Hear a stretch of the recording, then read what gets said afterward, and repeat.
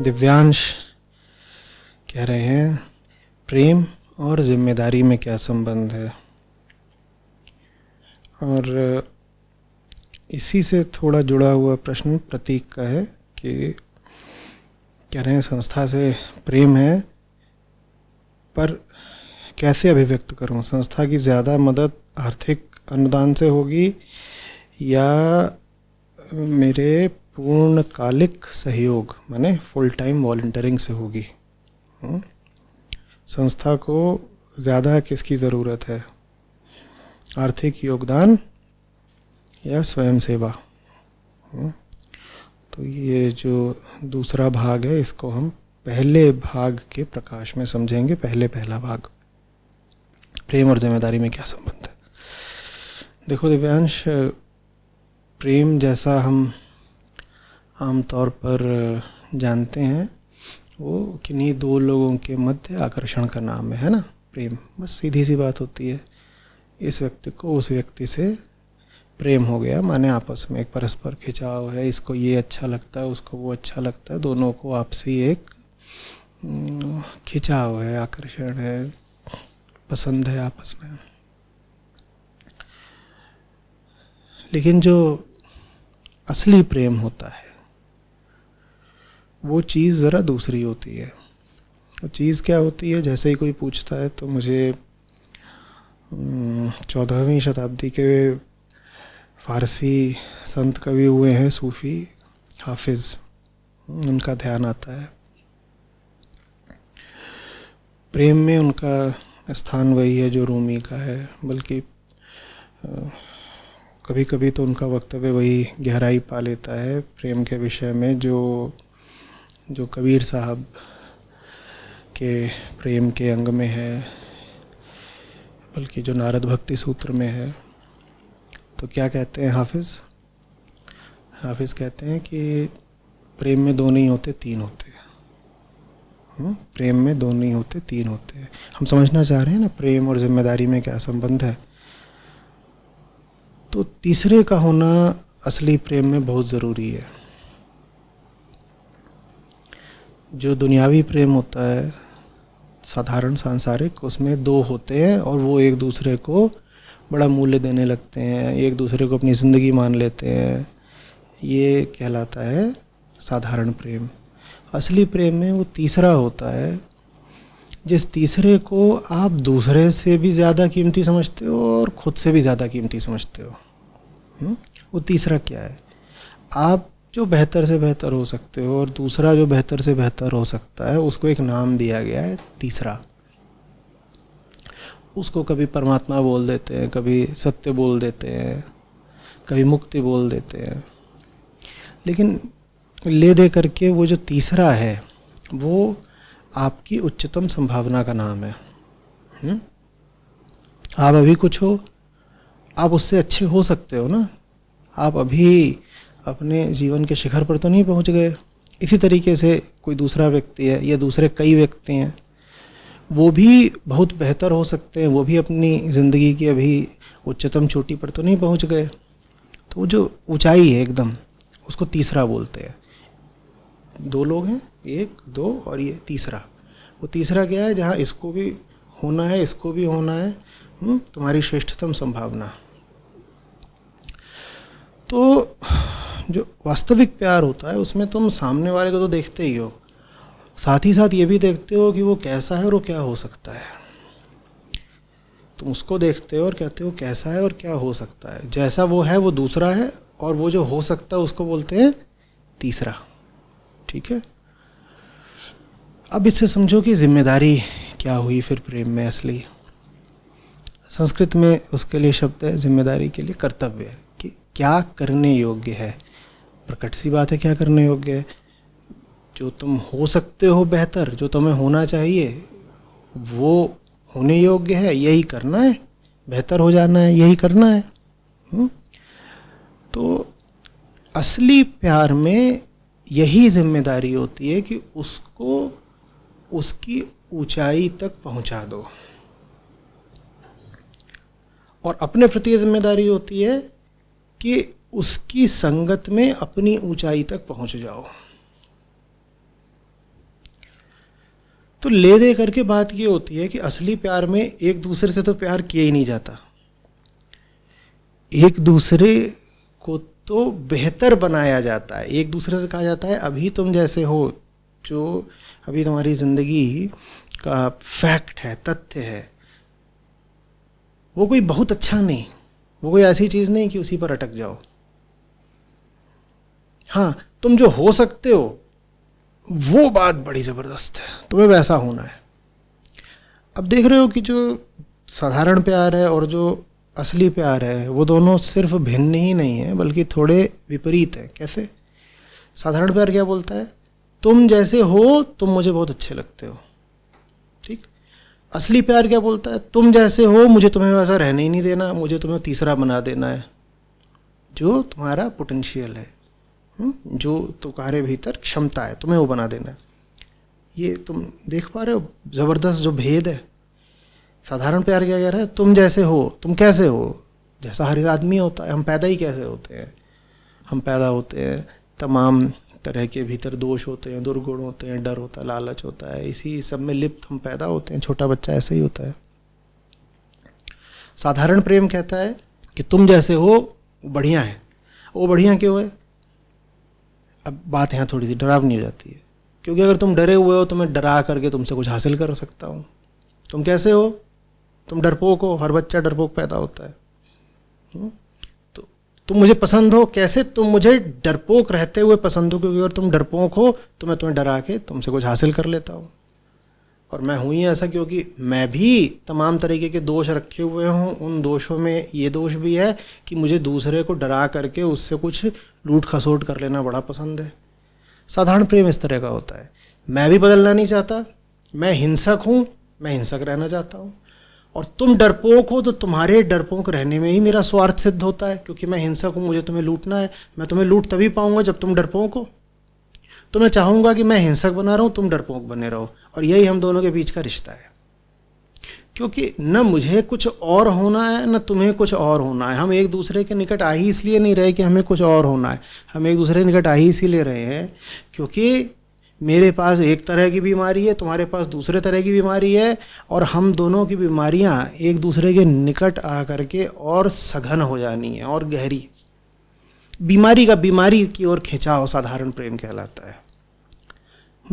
बीमारी को स्वास्थ्य की तरफ ले जाना वास्तविक प्रेम कहलाता है। अब जिम्मेदारी समझ गए होगे तुम। तो प्यार बड़ी भारी जिम्मेदारी है।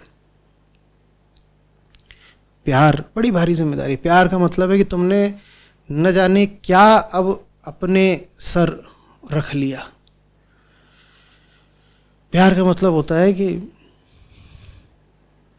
दूसरे की जिंदगी को उसके चरम तक पहुंचाना है, उससे पहले रुक नहीं जाना है। अब इसमें होगा क्या? दूसरे को अगर चरम तक पहुंचना इतना ही पसंद होता तो वो खुद ही नहीं पहुंच गया होता। दूसरा अगर एक साधारण स्तर का औसत जीवन बिता रहा है तो क्यों बिता रहा है? क्योंकि वो वहीं अटक गया है और उसको वहां पर अब मजा आने लगा है, उसको अब वहीं पर आराम मिलने लगा है, सुविधा सी हो गई है, कंफर्ट हो गया है, बढ़िया हम यहीं जम गए हैं। भले ही गलत जगह जम गए लेकिन जम गए हैं, इसीलिए तो जैसा अटका पड़ा है वैसा अटका हुआ है। और तुम कह रहे हो मुझे प्रेम है तुझसे, और प्रेम का मतलब होता है सामने वाले को तीसरी ऊंचाई की ओर लेके जाना। तुम उसको लेके जा रहे हो ऊंचाई की ओर, और वो क्या कह रहा है? वो कह रहा है मैं तो यहीं जम गया हूँ, मैं बढ़िया हूँ, मैं जैसा हूँ, अगर मुझे ऐसा ही तू पसंद कर सकता है तब तो ठीक है, नहीं तुम्हें परेशान मत कर, निकल जाए यहाँ से। तू काहे का प्रेमी है? तू नफरत करता है मुझसे? अगर तुझे मैं पसंद होता तो तू मुझे बदलने की कोशिश क्यों करता? इस तरह के तर्क दिए जाएंगे। तर्क समझ रहे हो? अगर मैं तुझे पसंद होता तो तू मेरी खोट क्यों निकालता, तू मुझे बदलने की कोशिश क्यों करता? और बात तो सही है, क्योंकि वास्तविक प्रेम में जो सामने बैठा है हाड़ मास का पिंड वो नहीं पसंद होता, उसके पीछे जो गौरवशाली उसका सच बैठा है, जो अति सुंदर आत्मा बैठी है, तुम्हें उससे प्रेम होता है। सामने तो जो है वो बस पर्दा है, पीछे बड़ी सुंदर सच्चाई है। उस सुंदर सच्चाई तक पहुंचने के लिए पर्दा तो हटाना पड़ता है ना, पर्दा हटने को राजी नहीं होता। जैसे कि तुम्हारे घर कोई तोहफा लेकर के आए, और तोहफे के ऊपर कुछ प्लास्टिक चढ़ा हो, कागज बंधा हो, गिफ्ट रैपिंग जिसको कहते हैं, और तुम कहो नहीं ये जो इसका खोल है, ये इसका आवरण है, जिसका कलेवर है, मैं तो इसी को चूमता रहूंगा, यही जान है मेरी, इसी से प्रेम किया है मैंने। अरे बाबा, असली चीज कहाँ है? अंदर। और वो असली चीज तब तक मिल नहीं सकती जब तक ऊपर वाली चीज हटाई ना जाए। ऊपर वाली चीज जो है वो हटने में बड़ी आनाकानी करती है। तो असली प्रेम में हमेशा एक संघर्ष रहता है। देखो बात कहाँ जा रही है। असली प्रेम में हमेशा जिससे प्रेम होगा उससे एक संघर्ष रहेगा, और असली प्रेम में हमेशा अपने विरुद्ध भी संघर्ष रहेगा। क्योंकि ये तो बात बड़े पाखंड की हो जाएगी ना, कि दूसरे को तो कह रहे हो कि चल तू बदल जा और ऊपर पहुंच अपने शीर्ष तक, और हम नहीं बदलेंगे, हम कहीं नहीं जाएंगे, हमारा काम है बस दूसरों को बेहतर करते रहना, हम नहीं होते। तो असली प्रेम में समझ लो फिर दो तरफा संघर्ष है। दूसरे की ओर से भी तुम्हें विरोध मिलेगा, और अपने मन से, अपने अहम से भी तुम्हें बड़े विरोध का सामना करना पड़ेगा। दूसरा भी नहीं बदलना चाहता, तुम्हारी अपनी वृत्तियां भी नहीं बदलना चाहती, लेकिन तुम्हें बदलना है। इसी का नाम जिम्मेदारी है। बड़ा सघन कर्तव्य है, आसान नहीं। इसीलिए लाखों करोड़ों में कोई एक होता है जो प्रेम के लायक होता है। शीस उतारे भुई धरे तब बैठे घर माही। किसकी हिम्मत? करोड़ों में किसी एक की होगी ना, कि सर काट के पहले जमीन में रखेगा तब प्रेम का हकदार बनेगा। बाकियों का तो यही होता है कि पन्नी से पन्नी रगड़ खा रही है और प्रेम बता रही है। तोहफे के ऊपर जो पन्नी चढ़ी हुई है वो दूसरे तोहफे के ऊपर की पन्नी से रगड़ खा रही है, और इस रगड़ा रगड़ी को प्यार का नाम दिया जा रहा है। और जो असली चीज़ है, वो जो खूबसूरत तोहफा है, जीवन का उपहार है, वो भीतर बेचारा वो बंधी पड़ा रह जाता है जीवन भर। अंत में तुम्हारे साथ वो विदा हो जाता है। समझ में आ रही है बात? ये जो इसमें मूल बात थी फिर से दोहराए देता हूं। प्रेम का संबंध तुम्हारे सामने जो व्यक्ति है उससे कम, और वो जो तीसरा है उससे ज्यादा होता है। इसीलिए फिर संतों ने समझाया है कि तुम्हारे प्रेम में अगर तीसरा नहीं मौजूद है तो प्रेम महानरक है। ऐसा प्रेम जिसमें सिर्फ दो मौजूद हो। दो माने एक व्यक्ति और दूसरा व्यक्ति, एक देह और दूसरी देह, वो सिर्फ नरक होता है। प्रेम को पवित्र करती है तीसरे की मौजूदगी। अन्यथा प्रेम बड़ी गंधाती हुई चीज है, बदबूदार, एकदम सड़ी। उसका संबंध बस फिर जिस्म से है, वासना, मल मूत्र मवाद, थूक चाटो, जिस्मानी हरकतें, यही है। उस प्रेम को पवित्र पावन बना देती है तीसरे की मौजूदगी। वो तीसरा आ गया। अब प्रेम बड़ी आत्मिक, बड़ी आध्यात्मिक, बड़ी शुद्ध चीज हो जाती है। अब प्रेम वो चीज हो जाती है जो ज्ञान के समतुल्य खड़ी हो जाती है। ज्ञान से भी ऊंचा निकलने लग जाता है। ढाई आखर प्रेम का पढ़े सो पंडित होए। पर वो साधारण प्रेम नहीं है। ये मत कह देना कि मुझे वो पड़ोस वाली मुन्नी से प्यार है तो अब मेरे सामने सारे विद्वान एकदम धराशायी हो गए। क्यों? क्योंकि ढाई आखर प्रेम का पढ़े सो पंडित होए। अब वो मैं चुन्नू हूँ, बगल में मुन्नी है, हमारा प्रेम हो गया है, तो अब हमें किसी किताब की, ग्रंथ की, उपनिषद की, दर्शन की क्या ज़रूरत है? नहीं, उस प्रेम की बात ही नहीं हो रही है यहाँ पर। जब कहा जा रहा है ढाई आखर प्रेम का, उस प्रेम की बात हो रही है जिसमें तीन होते हैं। और ढाई से भी आशय यही है। लोग पूछा करते हैं ये ढाई माने क्या है, ढाई माने क्या है? ढाई माने दो से जरा ज्यादा। उसी दो से जरा ज्यादा को मैं यहाँ तीन बोल रहा हूं। दो और ढाई में जमीन आसमान का अंतर आ जाता है। कोई तुमसे कितना भी मोल भाव करे, 2.5 को 2 मत होने देना। तुम कहना 2.5 माने 2.5, 2.25 भी नहीं। और वो दुनिया वाले तुमसे यही कहेंगे, देखो थोड़ा लेने देने की बात करो, 2 में हम बिल्कुल राजी हैं, 2.5 नहीं चलेगा। तुम कहना 2.5 से कम बिल्कुल भी नहीं। वो 2 बोले, तुम बोलो 3, ले दे के मामला 2.5 पर तय हो जाएगा। समझ रहे हो बात को? प्रेम दोनों चीजें हो सकता है। तुम्हारी जिम्मेदारी यह है कि जो ऊंची चीज हो सकता है प्रेम, उसको वो बनाओ।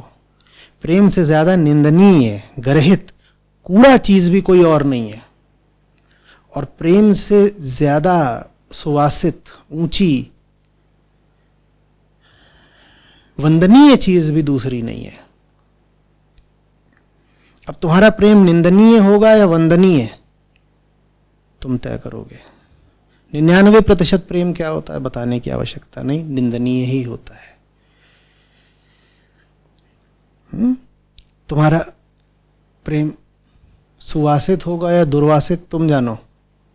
ज्यादातर कैसा होता है बता ही दिया, दुर्गंध से भरा हुआ। लेकिन उसमें मंदिर की धूप बत्ती की खुशबू भी हो सकती है, वो तुम्हें तय करना है।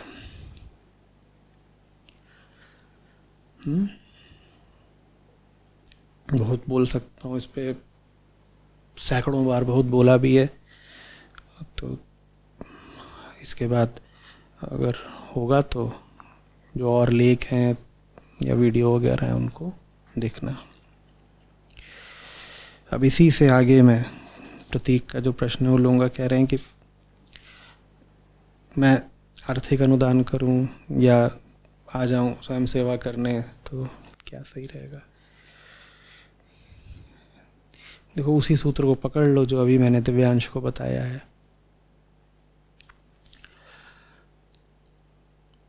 ये देखो कि अगर तुम्हें संस्था से प्रेम है तो संस्था को कौन सी चीज ऊंचाई दे सकती है,